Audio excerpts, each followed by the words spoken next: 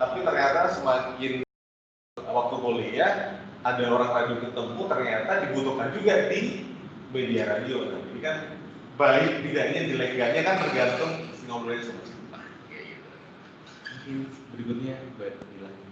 Oke, salah satu cara untuk membuat kita memiliki suara yang bagus itu pertama-tama melalui kita berlatih dengan yang namanya berlatih bernafas.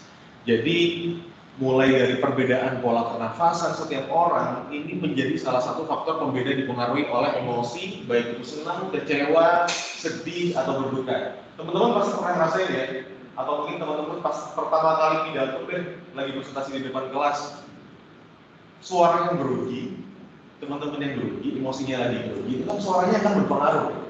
Entah teman-teman suaranya jadi kiri, atau mungkin teman-teman suaranya tiba-tiba jadi besar gitu kan. Itu dipengaruhi oleh emosi itu sendiri. Nah, ketika emosi itu juga mempengaruhi pernafasan gitu. Jadi kalau saya teman-teman ini nafasnya relax, suaranya yang keluar juga jelas, alhasil komunikasi yang dilakukan pun juga jelas ya. Nah, sebagai penyiar ataupun orang yang berada di industri penyiaran ataupun juga podcaster atau mungkin sekarang juga ada istilah profesi sebagai dubber dan voice over, ini wajib untuk mengetahui dan menguasai cara bernafas atau membaca dan juga berbicara. Nah, kita bersama-sama ingin mengajak ya teman-teman untuk mempraktekkan juga di sini. Boleh nggak, Mbak? Iya. Oh, oke, nggak apa-apa ya. Yang pertama kita akan bersama-sama pernafasan bahu. Saya boleh mengajak teman-teman untuk berdiri ya? Yang di rumah juga. Ya, yang di rumah juga boleh dipraktekkan. Saya juga lupa ini ada yang di rumah. Jadi pernafasan bahu. Jadi pernafasan bahu ini adalah dengan kita mengangkat bahu ini.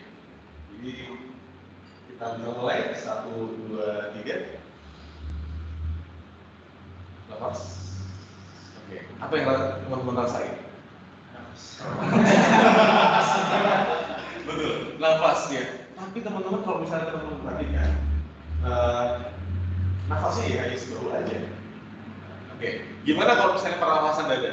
Bernafas dengan pangkat dada. Oke, kita praktekin 1, 2, 3. Oke, terus sama. Pernafasannya mengangkat dada. Berikutnya, pernafasan diafragma. Kamu tahu ya diafragma di mana? Nah, di sini. Bernafas dengan menggunakan perut atau diafragma, berdiri dengan tangan di perut, coba tangannya diletakkan di perut. Atau mungkin yang di rumah tidur, nggak apa-apa tidur, tapi di atasnya dikasih apa ya, bantalan atau buku gitu. Terus teman-teman ambil nafas, fokuskan ke diafragma. Oke, 1, 2, 3.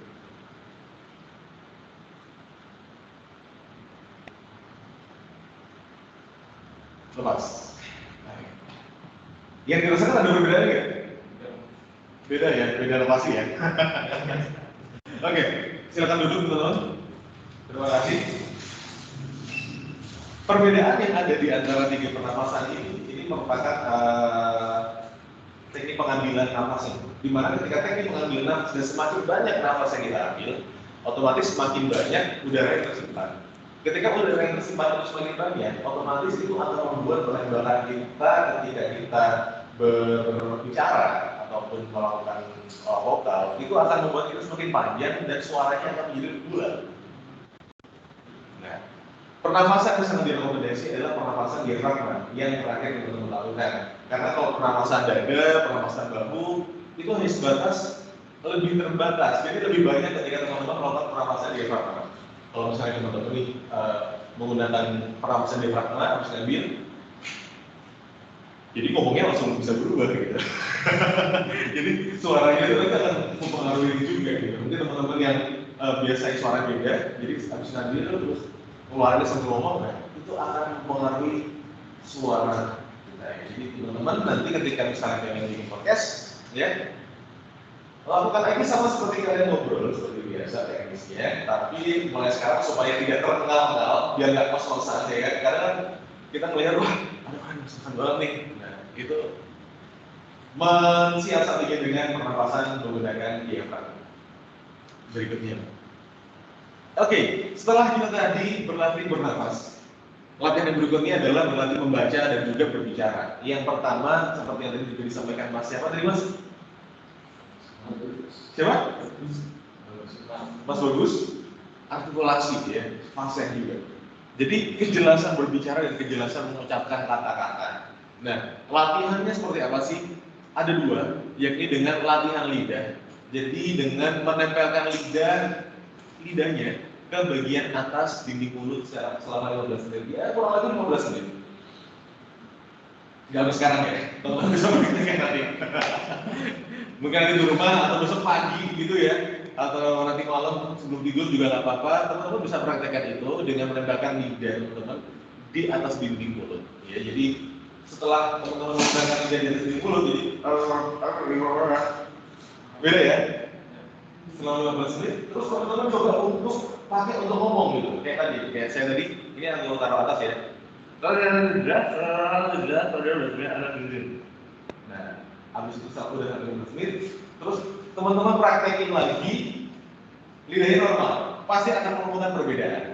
Nah, itu salah satu latihan untuk membuat artikulasi kita menjadi lebih jelas. Nah, yang kedua adalah latihan dengan menggigit pulpen atau pensil. Ya, mungkin teman-teman yang suka gigit pulpen, nah, itu juga bisa dipakai. Tapi karena ini lagi corona, hati-hati ya, bila tersalah masuk kan. Itu juga bisa. Jadi teman-teman gigit pulpen atau pensil, lalu teman-teman praktekkan sambil membaca naskah yang mungkin nanti sudah diperiksa sama teman-teman sendiri. Oke, artikulasi seperti itu. Itu fungsinya untuk membuat teman-teman menjadi lebih jelas apa yang teman-teman katakan. Jadi ketika ngomong latihan ya latihan, bukan latihan. Berikutnya yakni memahami naskah. Oke. Naskah yang teman-teman buat pastinya kan memiliki tujuan, lalu ada mungkin tujuan perasaan, emosi yang ingin dibangun, ataupun pesan yang ingin dibangun melalui naskah yang sudah teman-teman bikin. Kan ada tuh naskah berita lalu atau naskah yang berisikan seputar membangkitkan semangat, pasti kan akan berbeda emosinya kan. Masa teman-teman mau orasi,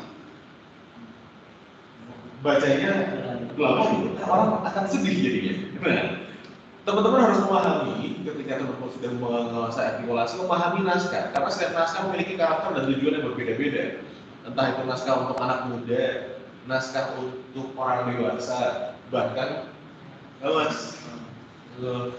naskah untuk brand profile, company profile ataupun perusahaan, atau mungkin misalnya teman-teman ketika masa-masa awal mahasiswa baru ada videonya UMG gitu, ada suaranya. Nah, itu kan akan berbeda dengan teman-teman ketika teman-teman mendengarkan iklannya Better ataupun iklan-iklan produk di TV kan. Nah, itu salah satu kita juga harus memahami naskah itu sendiri. Nah, caranya adalah dengan apa? Memahami dengan riset tentang produk yang akan dibawa teman-teman teman-teman yang bikin musikan itu, naskah yang teman-teman bikin, dipahami dulu tujuannya apa, karakternya seperti apa. Berikutnya. Oke. Berikutnya adalah setelah tadi ada artikulasi, memahami naskah, yakni intinya adalah jeda pada naskah. Nah, jeda pada naskah itu juga penting ya teman-teman. Kalau saya melihat di naskah teman-teman sepertinya udah ada ya, yang udah pakai garis, koma, titik dan sebagainya. Nah, tapi fungsinya ini sebenarnya untuk mengambil nafas juga. Jadi ketika teman-teman membaca naskah, udah tahu tuh mana titik mana koma. Ketika teman-teman mengetahui mana titik mana koma, otomatis tadi teman-teman akan mengetahui di mana posisi saya bisa mengambil nafas. Gimana kalau teksnya panjang? Masa teman-teman mau menahan nafas dengan diafragma tadi aja? Nah, itu kan pasti akan harus sambil di tengah-tengah. Nah, penggunaan jeda pada naskah itu mempengaruhi kata dan makna juga. Karena kalau saya teman-teman titik komanya nggak jelas, ini titik apa koma, kita juga nggak tahu. Berikutnya ini intonasi dan penekanan pada jeda. Nah, pelajari karakter suara teman-teman. Lalu teman-teman bisa menggunakan words per minute, yang ini menghitung jumlah kata dalam 1 menit. Lalu bisa menggunakan 3 cara, membaca dan bicara secara pelan, membaca dengan cara sedang, atau juga berbicara dengan cara cepat. Dan mungkin teknisnya nanti bisa dilihat ada websitenya di www.speechinminutes.com. Itu penekanan pada jeda itu untuk menjelaskan apa sih yang pengen teman-teman sampaikan gitu. Ketika teman-teman pelajari karakter suara kamu, kan berbeda juga dengan pelajari karakter suara kamu. Nah, itu beda. Mana komanya ketika di depan atau komanya di belakang kan beda. Berikutnya. Oke. Tadi udah coba nafas, membaca ya, dan juga ini. Kita juga harus latihan yang namanya pemanasan dan menjaga suara. Yang pertama yang teman-teman harus lakukan adalah relax. Relax, santai aja.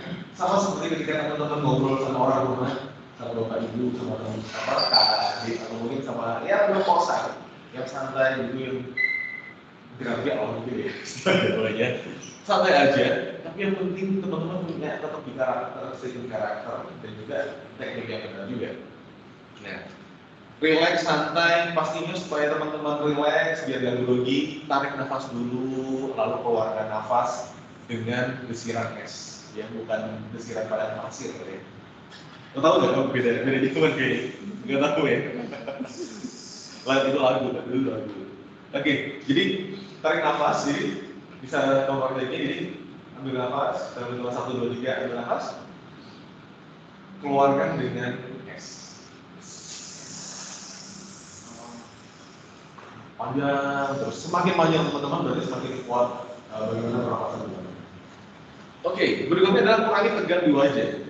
Ya, karena misalnya orang grogi atau ketika berada di depan kamera, bahkan tidak hanya di depan kamera, dan mungkin sekarang teman-teman yang siarannya di radio aja dilihat sama kantornya aja, itu kadang udah tegang juga. Gitu. Jadi tegang itu tidak hanya di depan kamera, tapi teman-teman yang di radio yang ada kamera pun juga bisa tegang.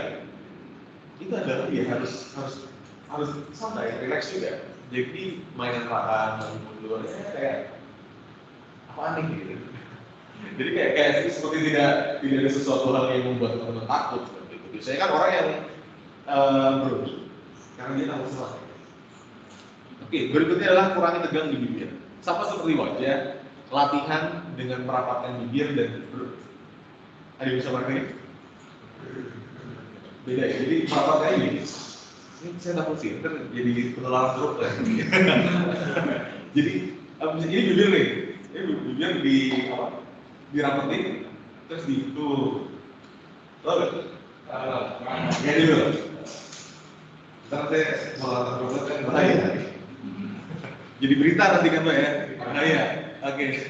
Berikutnya adalah kurangi tegang di area lidah. Ya tadi salah satu tadi juga latihannya adalah kita mengurangi tegang di area lidah dengan lidah diletakkan di bagian atas, lalu buang nafas dengan gerakan suara R, lalu naikkan dengan naik nada ataupun turun. Ya, jadi lidahnya di atas, terus di area lidah. Nah, itu salah satu caranya. Sampai sini ada yang ingin ditanyakan? Sebelum kita lanjut lagi. Pernapasannya itu pernapasan biasa apa itu dengan lalu? Oh gitu. Jadi gak apa-apa. Jadi pernapasan itu kita jadi ada tiga, dada, bahu, dan diafragma. Nah, diafragma itu tadi. Kita memang merekomendasikan lebih baik dengan pernapasan perut. Jadi teknik pernapasan yang digunakan teknik pernapasan perut. Mungkin teman-teman yang di awal akan merasa kesusahan ya membedakan antara nafas perut dan dada gitu. Tapi ketika teman-teman sudah terbiasa, malah nggak sadar kalau teman-teman yang udah lakukan ini dari udah pernapasan perut. Bahkan mungkin suaranya akan berbeda dengan suara teman-teman sebelum mengetahui. Tapi teman-teman bisa coba latihan. Mulai tadi dengan tarik nafas, tadi fokus di perut, terus dikeluarkan. Mas Rocky. Mas Rocky? Iya. Oke, siap Mas Rocky. Kayak nama film nih. Udah nonton belum? Film Rocky belum? Rocky. Oh udah, film tinju. Oke, berikutnya tadi. Thank you Mas Rocky pertanyaannya. Nah, berikutnya. Nah, cara berikutnya ya ini seputar pemanasan dan menjaga suara. Itu adalah pemanasan humming. Udah ada teman-teman yang tahu pemanasan humming seperti apa? Jadi, Oh iya, benar itu. Ya, tarik nafas, kemudian lepas nafas dengan mengeluarkan suara pastikan merasakan getaran. Ya. Jadi teman-teman coba pakai nafas, tarik nafas, terus keluarkan dengan getaran.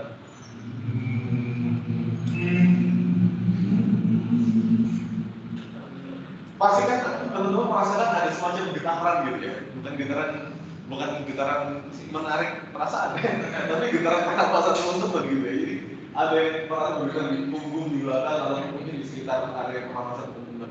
Nah itu adalah pemanasan tadi. Itu bisa teman-teman lakukan mungkin lebih baik pagi hari ya, habis subuh gitu ya, daripada tidur ya. Nah, teman-teman latihan aja latihan pernapasan ini. Ini otomatis teman-teman akan ya setidaknya mengeluarkan beberapa energi lah. Nah, terus cara kita menjaga suara salah satunya adalah mengistirahatkan suara. Mungkin buat kita teman-teman yang terlalu sering berbicara gitu ya. Mungkin mulai sekarang ya bicara tetap boleh diatur. Kalau memang nggak perlu banget, ya jangan mengeluarkan energi yang terlalu keras supaya suaranya tetap terjaga. Lalu minum air putih yang cukup, di mana ini menghilangkan ngantuk, membuat rileks, dan itu juga membuat kita suara teman-teman menjadi lebih enak lagi. Jadi ketika teman-teman mau siaran, baik itu TV, radio, atau mungkin rekaman iklan, voiceover, dan sebagainya, minum air putih dulu ya, minum air putih aja dulu. Mereknya bebas ya. Tadi UMY, UMY Tirta, sorry. UMY Tirta. Nah, itu akan beda loh teman-teman. Ketika teman-teman udah ngobrol lah ya, habis minum, suaranya kalau jernih aja rasanya. Coba kita praktekin. Terus menghindari rokok ya. Mungkin teman-teman yang susah ya, yang udah kepala merokok gitu, nggak apa-apa sih. Tapi masih bisa mungkin dikurangin ya, karena memang salah satu faktor yang mempengaruhi suara kita itu adalah asap rokok ya. Karena selain rokok ini menyebabkan kanker dan gangguan pada janin gitu ya, ternyata juga pengaruh pada kita suara kita. Makanya kan ada kan dia kanker tenggorokan, kanker suara, ada juga seperti itu. Ya tapi ini saya kembalikan ngomong kayak teman-teman ada suara rokok ya. Oke, terus yang penting juga adalah latihan dengan menirukan suara. Teman-teman pasti punya referensi, pasti punya orang, sosok, ataupun mungkin punya karakter yang menjadi referensi teman-teman. Teman-teman bisa coba untuk menirukan suara si karakter tersebut. Mungkin sekarang lagi ramai ya di Instagram ataupun di YouTube orang-orang yang terbiasa untuk menirukan suara, impersonate, ya, bisa dibilang seperti itu. Dan itu merupakan salah satu latihan atau bahkan menjadi sebuah aktivitas yang bisa teman-teman lakukan untuk melatih suara teman-teman. Jadi misalnya ada yang menirukan suara Jokowi, ada yang menirukan suaranya Mario Teguh. Ketika kita menirukan suara sosok itu kan otomatis kita pertama menyiapkan tarikan nafas, terus artikulasi, terus gaya ngomongnya seperti apa, penekanannya di mana, jeda ngomongnya di mana. Nah, itu bisa teman-teman lakukan. Berikutnya, oke, kita bisa coba untuk membaca naskah dari teman-teman yang sudah teman-teman. Seperti itu, demikian untuk materinya. Boleh ganti pertanyaan atau kita langsung pakai aja. Terima kasih. Sebelum tutup ya, jadi saya bersalah. Balik lagi ke Mbak Ila.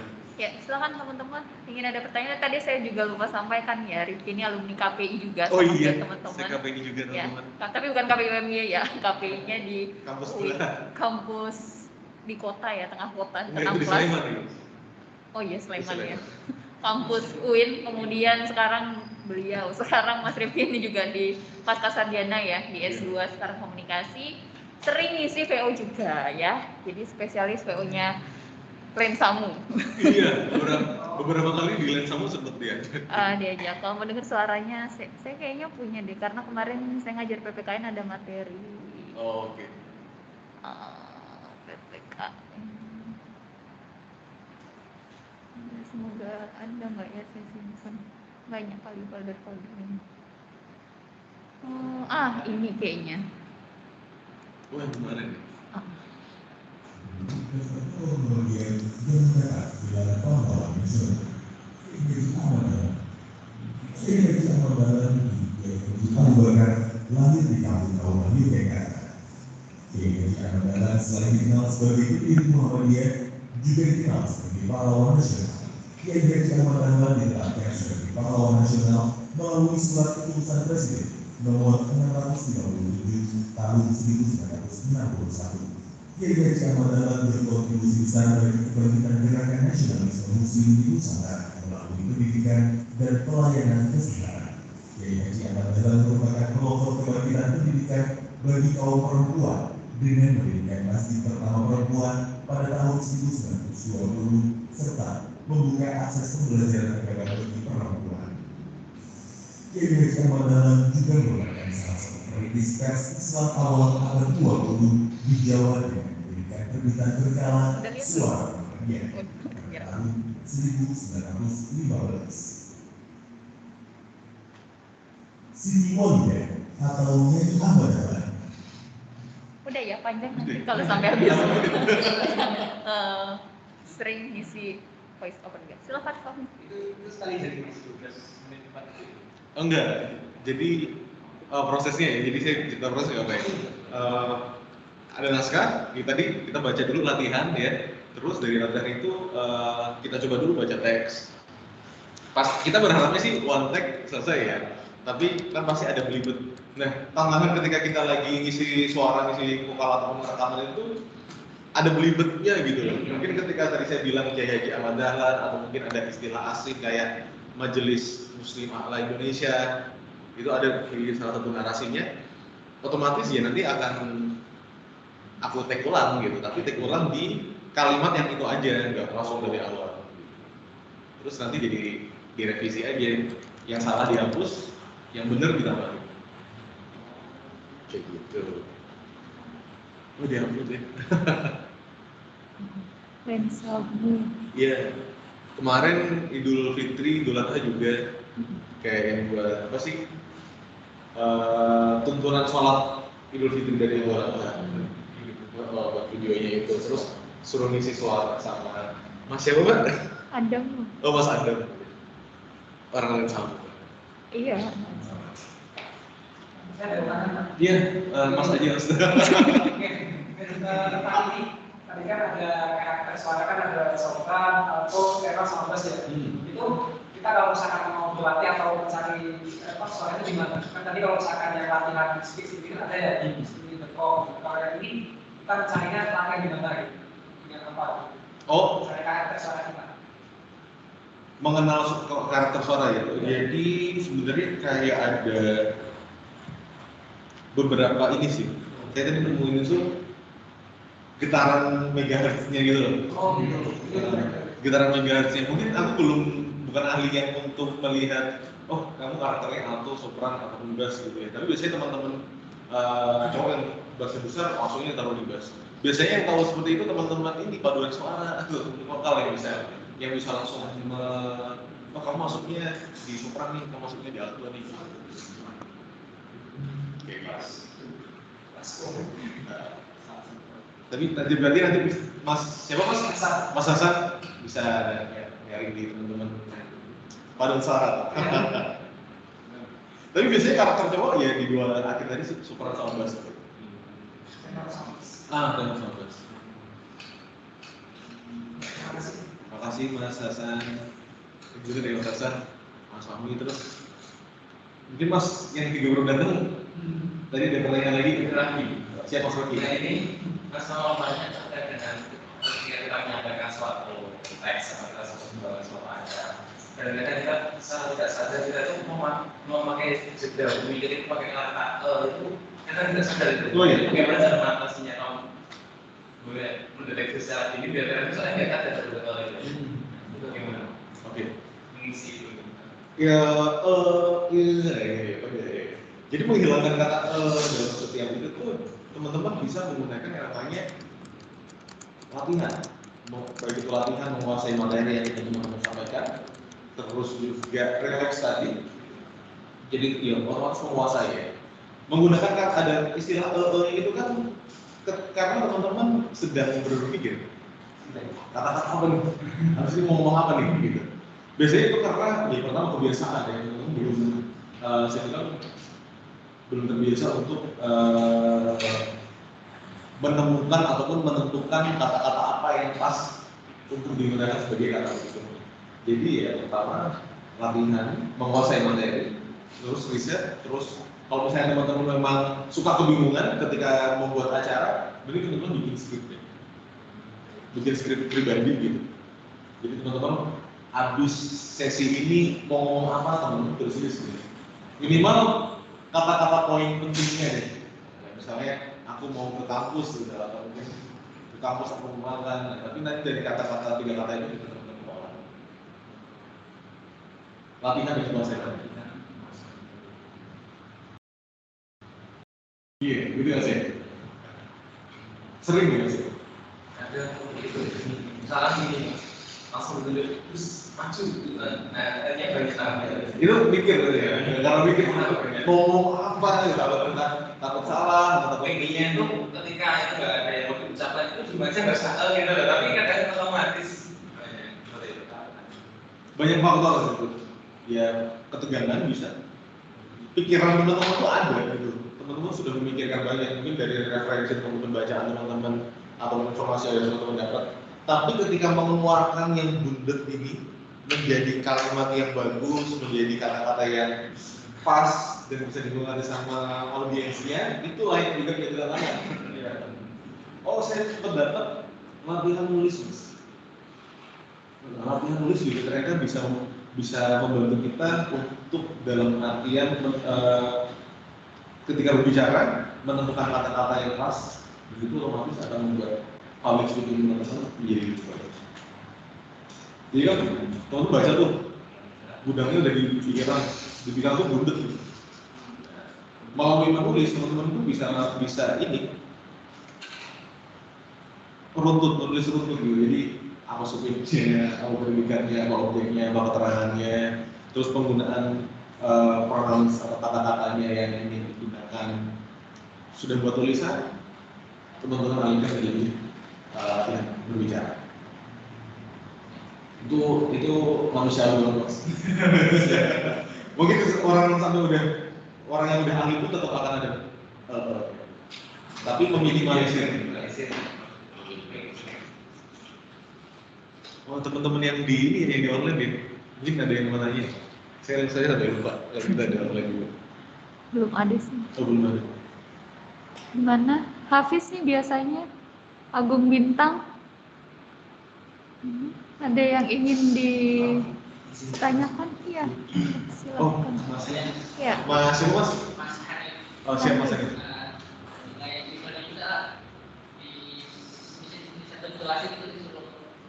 Ngomong di depan publik, kita udah mempersiapkan materi atau apanya sedang masalah 3 pembicara di depan publik, kita harus menjaga. Nah, kalau kita kan itu apa harus kita lakukan biar dapat menjaga. Oke. Ketika teman-teman ngeblank ya, tapi materi udah siap nggak sih? Iya. Fokus lagi ke materi yang sudah teman-teman bikin. Tapi pastinya teman-teman melakukan penyesuaian dengan kondisi. Misalnya teman-teman ternyata ngeblanknya parah banget, ya nggak apa-apa teman-teman ucapkan aja, mohon maaf akan saya coba mulai lagi. Atau mungkin teman-teman bisa mengambil perhatian seperti baik Bapak Ibu, saya akan memulai lagi tanpa harus bilang minta maaf. Langsung ketika udah teman-teman melakukan itu, fokus lagi ke outline yang materi yang sudah teman-teman bikin. Biasanya ngeblank itu kan karena gagal fokus ya. Tapi biasanya ketika udah ada outline yang udah teman-teman bikin, gagal fokus itu akan jarang terjadi sih. Nah, kalau teman-teman kan pasti udah hadatin. Habis ngomong A, ngomong B, habis itu ngomong C, habis ngomong C, ngomong B. Begitu seperti itu. Alibi aja mas. Biasanya anak komunikasi itu pintar untuk beralibi gitu. Presentnya bagus gitu loh, present di depan orang itu bagus gitu, tapi nggak tahu kan berikutnya gitu. Tapi memang itu makanya butuhnya anak komunikasi di berbagai macam instansi untuk kan mengkomunikasikan. Yang kerjakan biar teman-teman yang sesuai ahlinya. Semoga menjawab Mas Adi. Iya.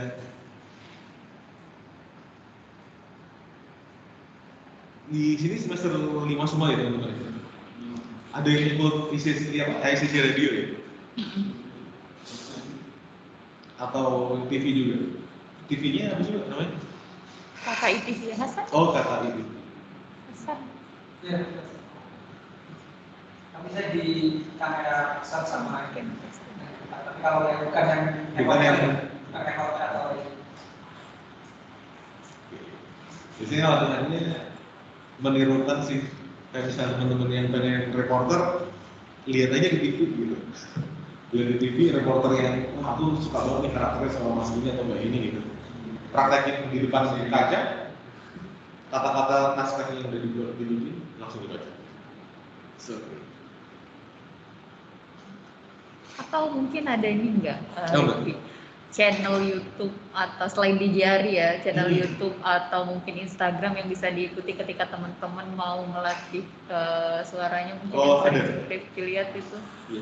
Atau mungkin jadi salah satu referensi kan mungkin kalau ada yang ingin mendalami karena sekarang kan banyak ya teman-teman di Instagram itu kalau yang sinematografi itu saya saranin Studio Antelope itu loh dia bagus itu informatif sekali keilmuannya di sana. Nah mungkin kalau yang radio atau olah vokal ada nggak apa Di Instagram internet YouTube? mungkin bisa cari pertama Indo Voice Over. Teman-teman udah ada yang tahu Indo Voice Over? Ini ya.